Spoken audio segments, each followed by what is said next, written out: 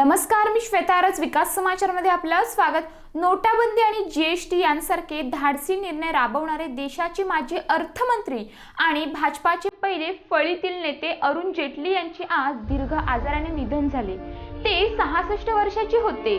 श्वसनाचा त्रास जाणवू लागल्याने 9 ऑगस्ट रोजी त्यांना दिल्लीतील एम्स रुग्णालयात दाखल करण्यात आलं होतं। त्यांच्यावर आवश्यक ते सर्व उपचार केले गेले, पण त्यांची प्रकृती खालावतच गेली आणि आज त्यांनी अखेरचा श्वास घेतला। महाराज किशन आणि रतनप्रभा जेटली यांचे चिरंजीव असलेले अरुण जेटली यांचा जन्म नवी दिल्लीत 28 डिसेंबर 1952 मध्ये झाला।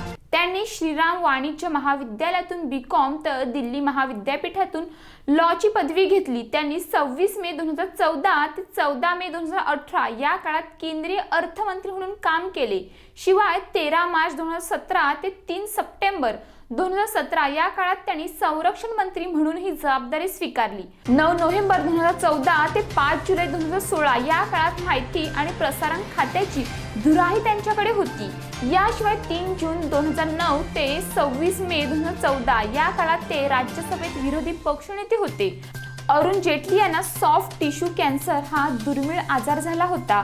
या आजारावरील उपचारासाठी ते 13 जानेवारी रोजी अमेरिकेत गेले होते। त्यानंतर फेब्रुवारी महिन्यात ते भारतात परतले होते। तुम्ही पाहत राहा विकास समाचार, ध्यास ग्रामीण विकासाचा। नमस्कार।